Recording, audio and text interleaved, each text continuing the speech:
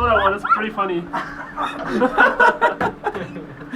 Oh my god, dude. Please stop liking this. I can't go on much longer. Let me take a picture. Hold on. Who is it that was like photoshopping your hair? And I'm like, we can do this in real life. Wait, God, look at me. It's like that. It's just like the Twitter picture. Yeah, I know. Houston! Oh yeah!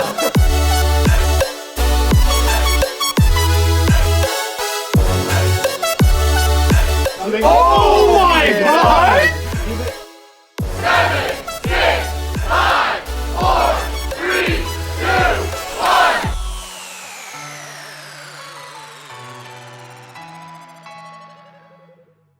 So we were actually pretty confident last year going into stage 1 of the Overwatch League. We were having good scrim results, but then we started against Philadelphia, and we were like, I think we were overly confident for our first match, because we thought there was like no chance for us to lose, because they didn't really have good practice. They got to the States late, so we didn't think they were able to practice against Overwatch League teams. But we ended up losing pretty bad, and it was like it was kind of demoralizing, because we thought what we had planned was good enough to beat like every team. But it was a good way to like reflect really fast, like to see like how much like we needed to improve. And we stayed up like that next week was like a weird week, because we spent all day in like custom games, like figuring out what was wrong and like practicing really hard, finding better diva bomb spots since we got owned by Poco and stuff. We lost the second match as well to, I think it was Nixel, but we were able to bounce back, and we found our footing after that week. Spent a whole week, we're like, we're not gonna lose again. We don't want to lose. We don't want to be, we don't want to lose that bad. And we focused up. We ended the stage, I think 7-3, so we went 6-1, and that's where we went on like our 18 game win streak, our 18 map.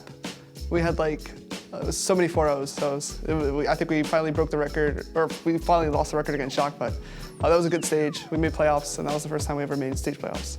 Stage 1 last year for us was it was pretty great. We came into the league with kind of low expectations for our team, comprised mostly of like some contenders players who, like, we didn't win contenders. We weren't like champion players, so like the perception of our team and like the opinion of our team was kind of low. But we came in and brought up some like pretty interesting comps. Like we had the Junkertown like pirate ship comp that like we perfected. We showed that we were like really good at these off-meta crazy heroes, Junkrat type of stuff. Well, I mean, I think stage 1 was just a comfortable stage for us. We were, it's just like happened to be a lot of our best heroes were like really, really good at that moment. I was one of the first players to like start playing Junkrat a lot after the buff, because I thought it was OP, and I was right. People didn't believe me, but spammed it, and then so did everyone else. Linkser playing Widow, Muma on Orisa, Matt on Diva, and then we have Banning and Raucus on Mercy and Zen. So basically everyone was playing a comfort hero in like the standard meta. And I think like when you have that situation, that's just ideal for a team. We had a very emotionally draining series versus Boston where we barely won. It was really close of a match, 3-2, map 5. It went the distance, we barely edged it out. I think we had like a 2 to 3 hour break, and we had to play again, another series that went a long distance too. By the end of it, we were just emotionally drained. We couldn't keep going at 100%. So we ended up losing out in the playoffs despite beating the London Spitfire in the regular season. I think this year compared to last year, everyone was so fresh into the Overwatch League. No one really knew what to expect. And last year was like a very different take for esports, because there was so many games every week, 2 games per week, and you had to prepare for 2 different teams. We started practicing for like 8 to 10 hours a day, and that was very hard to get adjusted to. And I think that this year, people have found ways to scrim less or practice less, but review more, but overall make the hours shorter. So it's like more efficient, and I feel like Tyrone, Clockwork, Mezzer, even Flame have done like a great job at like building structure around this team. There's so many things that you have to learn through like trial and error. I feel like we started off by just playing our hearts out, every single day, all day. We stage 1 last year, we had maybe like 2 or 3 weeks in a row without a day off, right? And it's just not sustainable. Like we're not even gonna attempt that anymore. We know that like that's not ideal for your attention span, for like your performance. Eventually that things just become kind of autopilot when you just grind and grind and grind. And so our goal this year really, and this is our goal because of what we learned last year, is that we organize our day each morning. We have an outline of what we want to work on, and it's always like tangible goals, things we can work on every single day. I think that is the key to proper practice. We just play cards with me. I'm gonna hack with you. I'm not watching top. She might have got there. I'm gonna pull bottom right. I broke her. Right side. Okay. Just look to poke, don't play. Wasn't hard. Winston had to jump. Look at that Zen. Keep poking, keep poking. That's quick, I got. Just work it.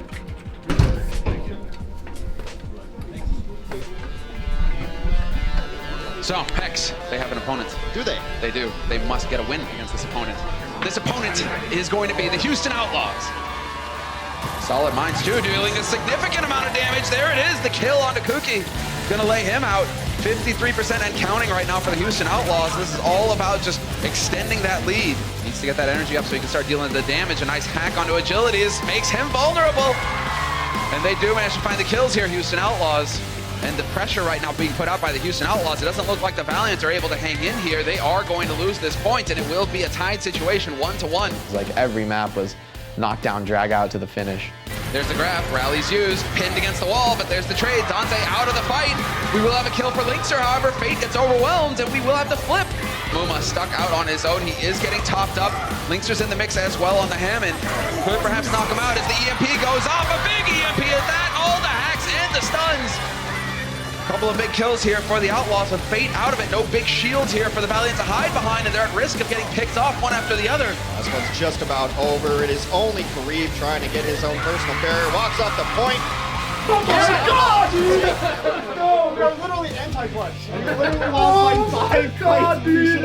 Actually done. Targets, and the Shatter will lay agilities out. There's the focus coming through. Jake as well chiming in, and that's a big kill here for the Outlaws. They think they have time to back up. Are they correct in that It's assumption? 15 seconds, but in the retreat, you walk slower going backwards. They clean up Fate. Nice. Yeah. Wow. Well, no follow-up possible. Big Shatter though, 3 nails. This could be it for the Houston Outlaws. I think we are definitely underdogs right now. It's the juke. He didn't have self-destruct ready just yet, but now the counter transcendence. They try to clean up. Everybody's all over the place on this one. This is High ground for chaos. 3. This is a bad position to be in against opposing Zarya. He just gets to beam him Not down. even using his keyboard. He's just beaming him down. He doesn't even need to move. It's all about that aim, and they will succeed in finding the second point here on the Outlaws side. A big win at the very end. We're into the overtime. And Outlaws, they're falling one after another. Rock is forced to use the trance just to contest, but this is a one fight for the Valiant. They got it done, Hex! 3, 2, 1. You got this? We got it! He gets melted, and now we got the EMP online. Sure enough, and guess what's gonna happen? Boom! EMP, not before they lose Rockets, but then the follow-up. It's brutal, Houston Outlaws. And we will have the self-destruct initiate thrown in, along with the grab here on the side of Spree. Gonna get 2 kills, and just like that, it's a one fight for Houston. Actually getting the follow-up on the grabs this time. And it was by Boink! Somehow Boink goes down to 3 as well! How are they turning this around? The Valiant making it happen at the very bitter end. Dante, he's gonna translocate. He's gonna be donezo here unless they can follow it up. Unbelievable. Houston Outlaws, another 2 kills somehow. Wrecking Ball comes in, Agilities is on it, but he gets pushed off the points. We'll see if they're able to just win this clean now because they're still hanging in here. Kareem with the bubble gonna survive a little while longer. Wait, And they get that first tick. You can't take the ults with them. Agilities now, he's doing a good job buying time. Kuki's gonna try and make his way out to the point. He gets stunned immediately, 2 ticks now. Soon gonna be a 3rd. Is there anybody here to get in time? It's not gonna happen. Jake, the bouncer at the door. Nice. Harassing Zarya. Kuki falls, oh, this is tough. This isn't happening. This is not happening as far as Valiant are concerned. Spree doing the damage. They're gonna get 2 ticks worth of progress. And this is definitely a 1 point here for the Houston Outlaws. Barrier used by Boink, trying to keep his team up. Space is low. Muma, though, is going to be the one to fall here. Jake is still alive, though, trying to contest on the point. Once again, they cannot back off for an instant here on the Houston side. EMP is in. Izayaki this time will not survive it. Well, they've got them separated just a little bit, but unable to find kills. Good bubbles there. On Saruma, keeps him alive, and Houston completely cleans it up. Only 20 seconds left. Maybe gets an ultimate going and charges very fast, but outside the gates an EMP, and they're not even going to touch it. Oh, what a perfect EMP. Get out. Draw. That is it. Just win. Like, it's all right now. You don't get them at 5. There's no at 5. One's in the back line. Trent's going to get used by Raucus, and there it is. A full hack party. Everybody silenced on the side of the Valiant. You're looking for the follow-up. You need another kill, and they are going to find it. There it is. All 3. Soon to be 4. And the Houston Outlaws, thanks to Dante there, that is perfect. They will get the first point. Backs off into the grab we go. Now the follow-up, do they have the focus fire? It looks like it. Houston Outlaws starting to get some kills. Still 2 ults to be used on the one side, but that's not gonna matter in the end. It's gonna be grabs going down left and right. Sure enough, a couple kills go their way, but then Izayaki's gonna take Muma out. We've lost Spree on the side of the Outlaws.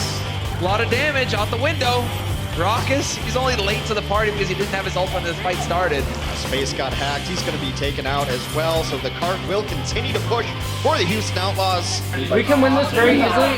We can win this super easily. Should have the EMP, and they are grouped up once again. This time Izayaki is not able to dodge it. Full hack all across the board, and this is going to be brutal.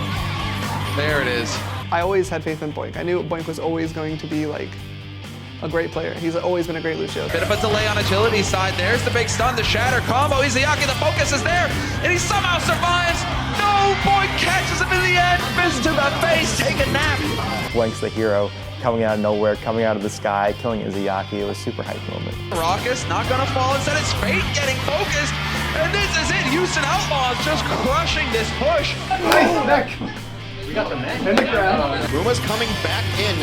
This one's not over yet. They just can't seem to find Izayaki, and now you've got Space Team X as well. Jake dies, so that's the CC out, but you're getting caught in the corner, and that's not gonna be good. Spree's got so much energy now, he's just melting.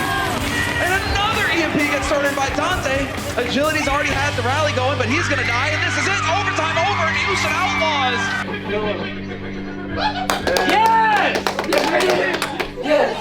Easy win. We made it. Easy win. Not easy win. Easy win. What's easy? No. There's no easy win. Really happy when we won. It was a really stressful match, and a lot of things weren't necessarily going our way, and we were struggling during the time to figure out how to fix what we wanted to. But we were able to clutch out so many different situations, which partly is from their misplays or something, but we also forced them to misplay, so it kind of goes both ways, but we're really relieved and happy to come out with a victory against them. I think what it would mean to me to make playoffs again is not necessarily proving people wrong, but like proving to everyone on this team who's working so hard that we can do it no matter what other people say. I know there's a lot of people on our team who really just ignore what other people think, but like it's more like a reassurance thing, right? So we all know what we can do, but to actually do it, it will be a very good feeling. And I think that we're in a good position to do that right now. I felt really good to win. I mean, I think it always feels good to win. I think that despite Valiant's troubles, they have some very, very talented players, and like a win's a win, an inch or a mile, you know, and like that's all that matters at the end of the day. I'm kind of glad that we started it off on a meta like this, because it kind of sets the tone for the whole season as being about teamwork and about coordination and about just doing those things, those little steps, you know, step-by-step processes a little bit more consistently and better than other teams. It's like a better path to being a good team. You know, last season I think we kind of took the cheap road, which is like we got lucky and the meta favored us and we were able to play all our best heroes. And from there, it's like you kind of just up to you to mess it up.